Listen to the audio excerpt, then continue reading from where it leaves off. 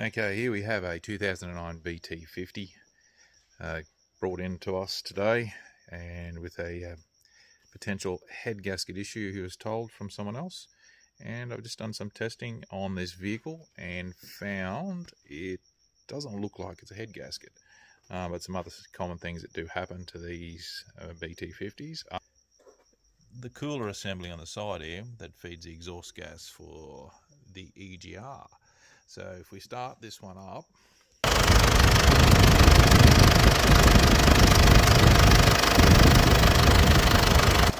that's where the cooling pipes go on the actual cooler, and that there is exhaust gas coming out of that cooler.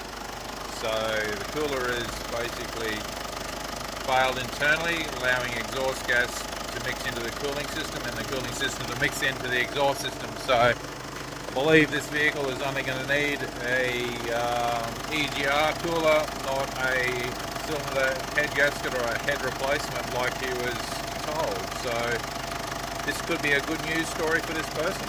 So we get that replaced, see where it's at, see if it's running okay. I've bypassed it at the moment. As you can see there, I've bypassed lift the hose.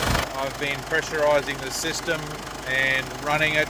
So I've got the pressure gauge on it. It's not building up pressure, and it doesn't appear that it's getting gases into the cooling system. So I think this one may have had a dye check done on the cooling system, which means you put some dye in a cylinder on which you draw air out of the actual radiator, and if it changes colour, it picks up exhaust gas in the cooling system, which can indicate a head gasket. So that's where this comes to light. So sometimes you've got to think outside the box and make sure you've ticked all the boxes and making sure you've got the right diagnosis, because you pull the head off this thing, you would have found maybe that everything was looking good, and you would then start looking for something else when you get the head off and you can't find a compromised head gasket. So not to say that this still doesn't have issues, especially if it's been overheated.